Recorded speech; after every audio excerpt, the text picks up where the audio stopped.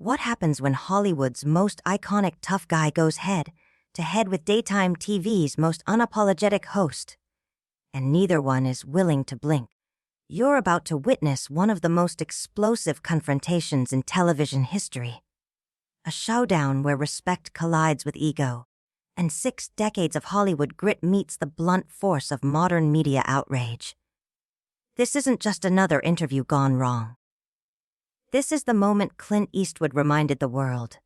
You don't poke the bear unless you're ready to get mauled.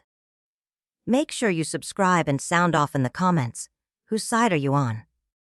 Because once this begins, there's no turning back. It all started on a crisp Tuesday morning. Producers at The View were buzzing. Clint Eastwood, 94 years old and still razor sharp, was set to appear. He had a new film out, and the buzz was electric. Joy Behar, known for her biting wit and even sharper tongue, had been preparing for days. She thought she was ready. She wasn't. The studio was packed, the tension electric.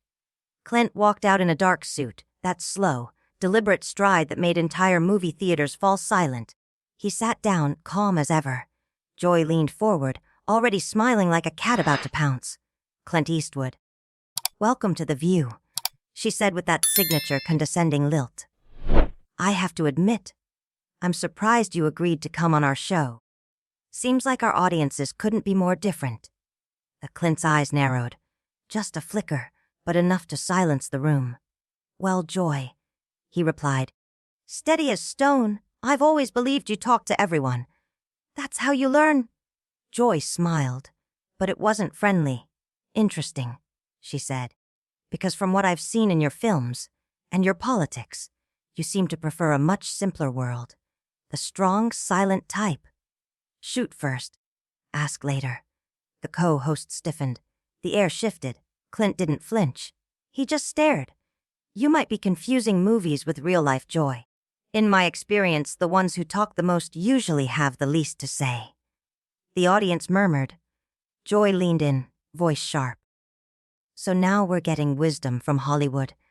What makes you qualified to lecture anyone? You've spent your life playing cowboys and cops." Clint's reply was a bullet. "And you've spent your life playing a character, too. Difference is, I know when to stop acting." Gasps. Chairs shifted. Even the crew in the control room sat up. Joy raised her voice, trying to take back control. "Excuse me? Are you saying I'm not authentic? I've been speaking truth to power for decades while you were playing make-believe." Clint straightened. Calm, unmoved. "I'm saying maybe listen more and lecture less. You invited me here as a guest, not a prop in your political theater." Joy's tone hardened. "Political theater? This is journalism, Clint. Maybe you're just not used to people asking real questions instead of worshiping you like some Hollywood relic." The room was dead silent. Clint stared. His voice cut like gravel and glass. "I've been in this business long enough to know the difference between journalism and performance art. Real journalists want answers. You just want a spotlight." Joy flushed. She turned to the camera, then back to Clint. "You come on this show and insult me, and insult journalism itself. This arrogance is exactly what I expected from someone surrounded by yes men for 50 years. 60, Clint corrected. "And in those 60 years, I've learned something: respect isn't demanded, it's earned. You might want to think about that." Joy looked around for backup. None came. Her co-host sat frozen, unsure whether to step in or step away. She doubled down. "You know what your problem is, Clint? You can't handle strong women. You're from a generation that expected women to be silent. Now we speak, and it scares you." Clint smiled. Not a warm smile, a warning. "Joy, I've worked with some of the strongest women in Hollywood. Meryl Streep, Frances McDormand, Hilary Swank. The difference is, they use their strength to build. You use yours to tear people down, and being loud isn't the same as being strong." Joy faltered, just for a moment. Then she snapped. "Don't you dare lecture me about strong women. Name-dropping doesn't make you an ally. Those women had to succeed in your system." Clint leaned in. "My system? I produced and directed films that gave women leading roles when the rest of Hollywood still treated them like scenery. What have you done besides complain about other people's work? Joy laughed bitterly. What have I done? I've fought for women's rights while you promoted toxic masculinity. You solve everything with violence. Just like you are now! That line echoed. Clint sat back. Still. Cold. You think this is violence? I haven't raised my voice. I haven't threatened you. I've answered your questions, with honesty. If that feels like intimidation to you, maybe ask yourself why. Joy turned to the camera, her voice shaking with fury wrapped in righteousness. This is how powerful men silence women who challenge them. Clint didn't even blink. He didn't need to. Because by then, the room had already decided who they were listening to. They used their reputation, their persona, their presence not to inspire, but to diminish, to make you feel small. No one's making you feel small but you, Clint said, his voice even. You started this with insults. You've been twisting my words since the second I sat down. I'm just refusing to play along with your script.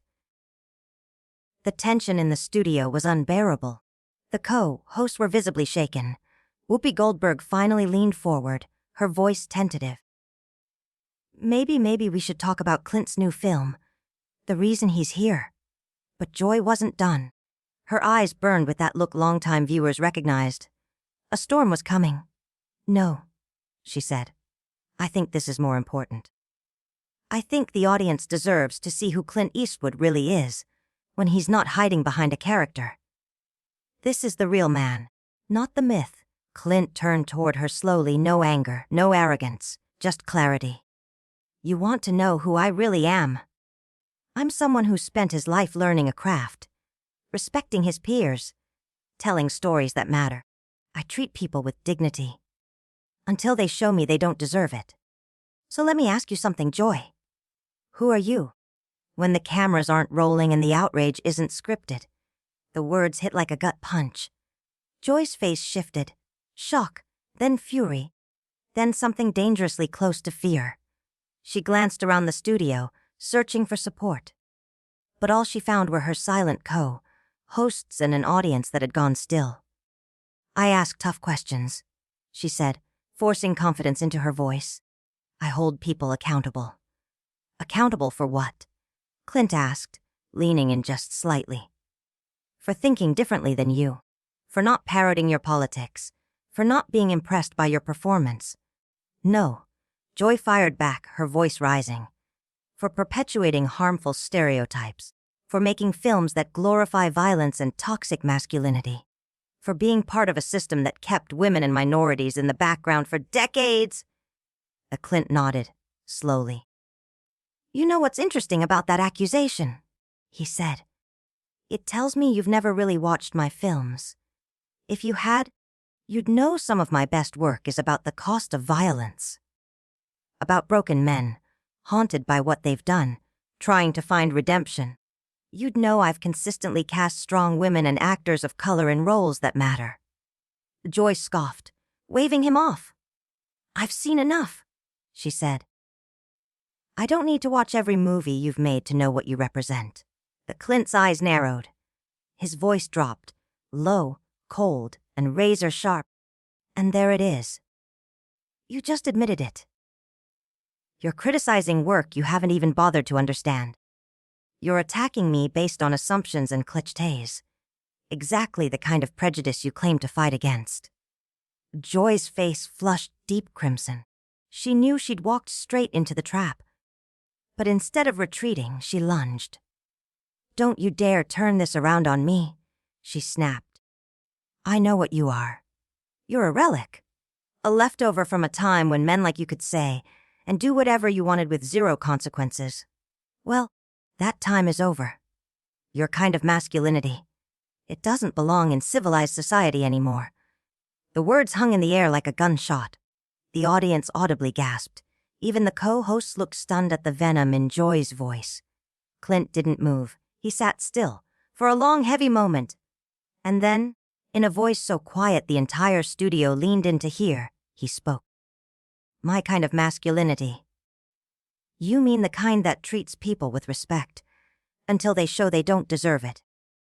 The kind that believes you should know what you're talking about before opening your mouth. The kind that thinks you should earn your place through hard work, not by shouting louder than everyone else in the room. Joy opened her mouth, but Clint wasn't finished. He rose, slowly, his full height commanding the room. He didn't need to shout. His presence alone silenced everything. You know what doesn't belong in civilized society? Joy. People who use their platforms to spread ignorance. People who attack others with lazy assumptions and performative outrage. People who confuse volume with virtue, noise with truth. And just like that, the room fell into absolute silence. No applause, no laughter. Just the raw weight of one undeniable fact. You don't poke Clint Eastwood and expect to walk away untouched. Joy looked around, searching for support. Anyone. Anything. But the studio was silent. Her co-hosts wouldn't meet her eyes. The audience had gone still. She had pushed too far, and everyone knew it. You could see it in her posture now. Tight shoulders, twitching fingers. The bravado was cracking, and Clint Eastwood's calm, unshakable presence was making her shrink with every second. But instead of backing down, she made her final, fatal mistake. She went personal. You don't get to stand there and lecture me about hatred. Joy snapped, her voice tightening under the weight of desperation. You've built an entire career out of celebrating violence and revenge. Your movies are basically angry male fantasies.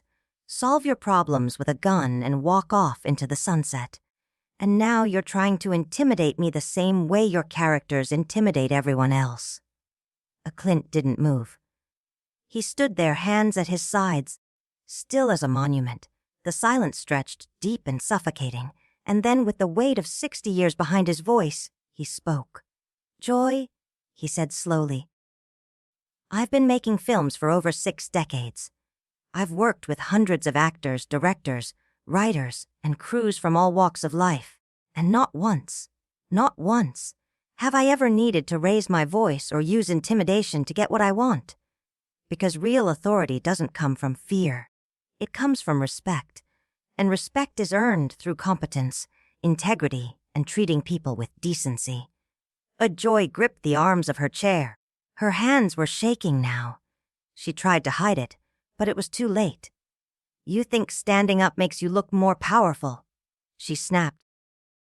You think your height, your reputation, your legend gives you the right to talk down to me. The Clint didn't blink.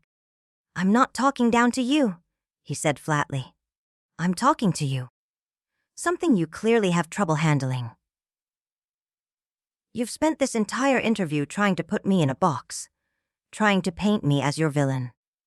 But I'm not playing your game, Joy. I've been around too long for that. The hosts were frozen, unsure whether to intervene or let it unravel. The control room. Chaos.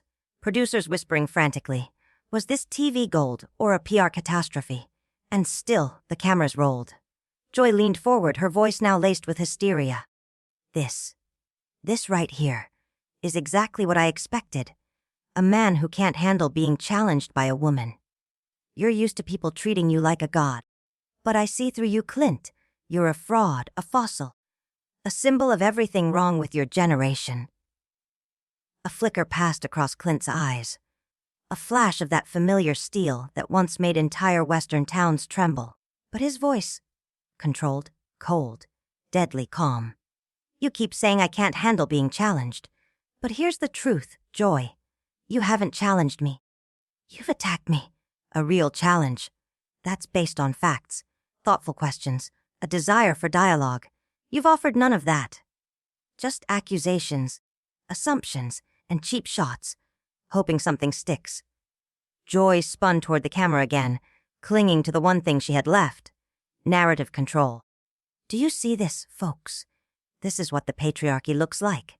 They twist it around, make you feel like the problem just for demanding accountability. Clint didn't raise his voice. He didn't have to.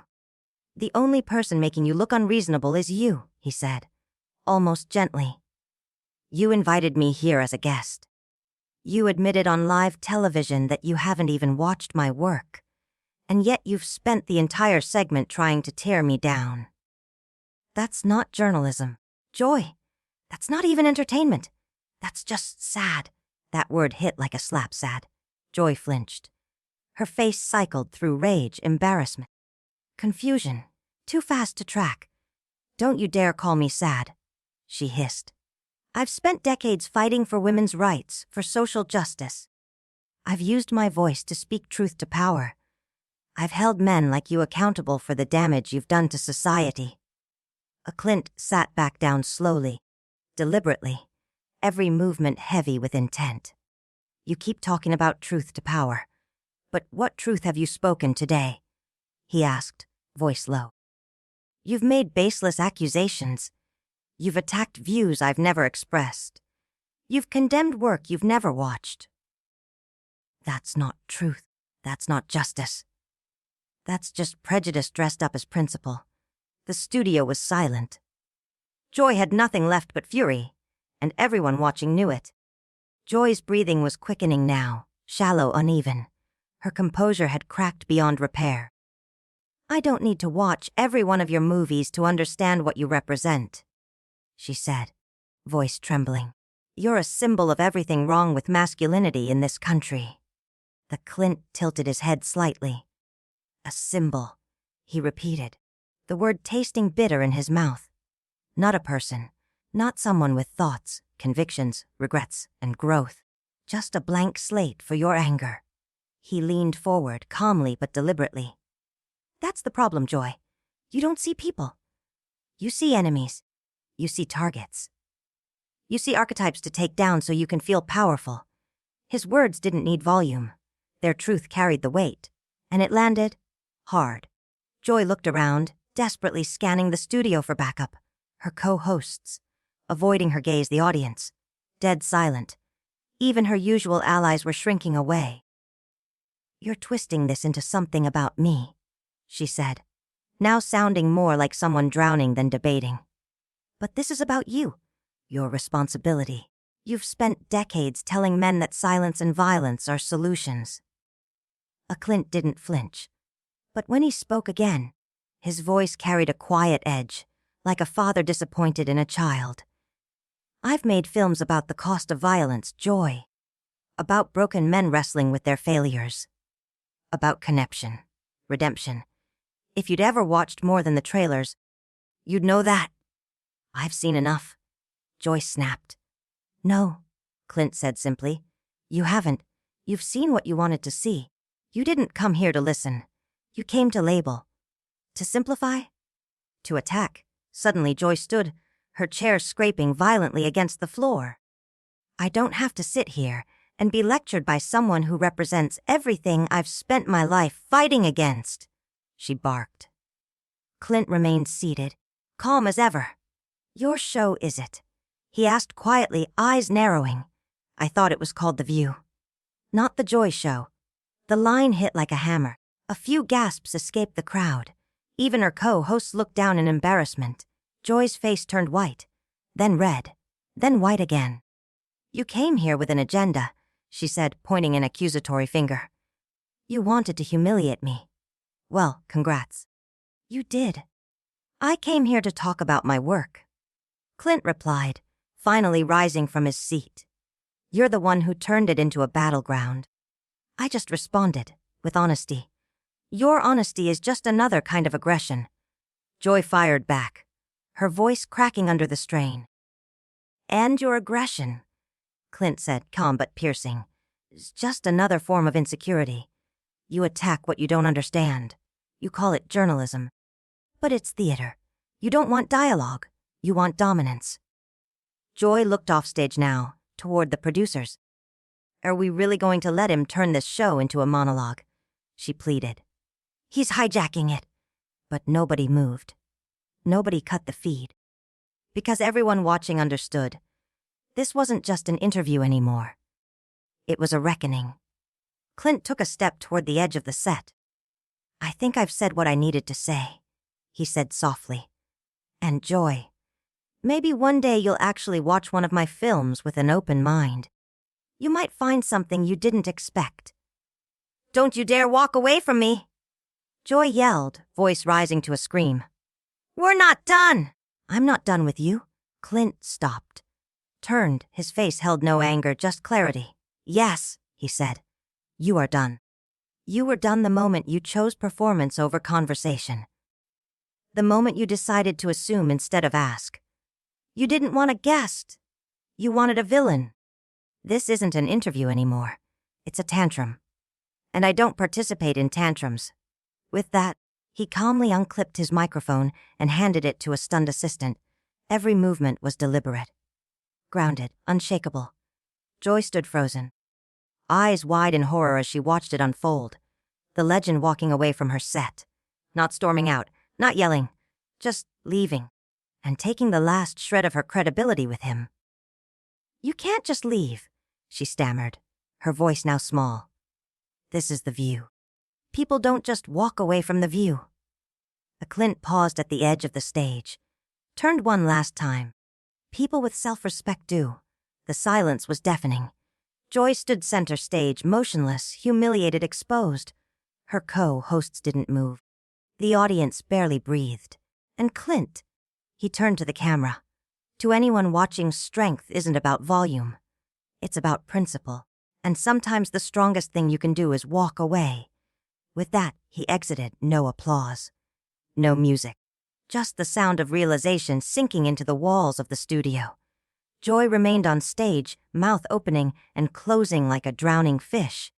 She had invited a legend and tried to tear him down. Instead, she tore down herself. That's the thing about real dignity. It doesn't need to fight. It just refuses to stoop.